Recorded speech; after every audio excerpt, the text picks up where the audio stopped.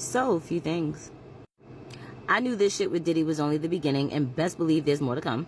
I need homegirl who keeps trying to desperately rebrand herself to shut all the way the fuck on up, because you do not have a dog in this fight. You are also an entire side chick who faked an entire death so you can hold on to your married baby father. You shouldn't say anything. Sit this conversation all the way the fuck out. I still think it was dumb for that man to let them kids run out in that marathon knowing that they could have easily got hurt whether she's married to that man or not. If she is married to him, then I'm sorry, that did say a whole lot of red flags that y'all gonna act like y'all didn't see. And if she's not married to him, it's still stupid because they could have easily got hurt or injured or anything else like that. So yeah, he was still dumb for that. This Kendrick versus Drake will forever be tea. It will forever be funny. And I don't really even care that Drake said some fire shit if he did. Nothing's beating Kendrick's lines and jokes and Metro's BBL. Nothing's beating that. I'm sorry. I don't see where y'all think that's going to beat that. Nothing's going to beat. What is it? The braids? Like, nothing's beating that. Nothing's beating. You remember me number. Okay. Nobody. It's not beating that. It's not beating BBL Drizzy. Thicker than a snicker, thicker than your niche. I'm sorry. It's not beating that. I don't give a damn if he says some fire shit. It's not beating that. It's just not beating it.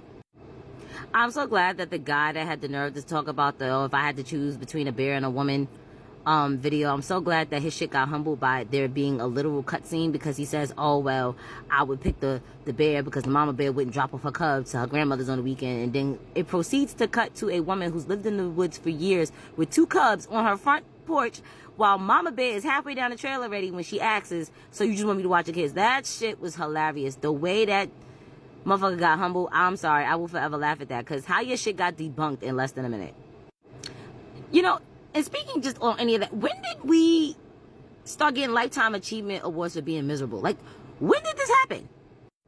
Don't get me wrong. I will forever believe that the pandemic was just the chef's kiss to a lot of shit that was already going wrong.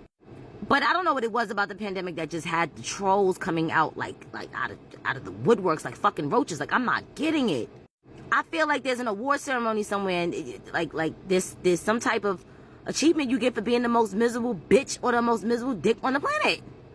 And the way that the trollism is happening is just crazy to me, because yes, it's always been bad, but I don't know what it is about the pandemic that just made it way worse.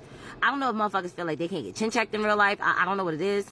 But I've never seen social media get to this point where everything is so almost hell-bent on wanting to stay negative. This shit boggles my mind. Like, y'all take the most cutest of videos, the most heartfelt of videos, and find ways to fuck them up. Why?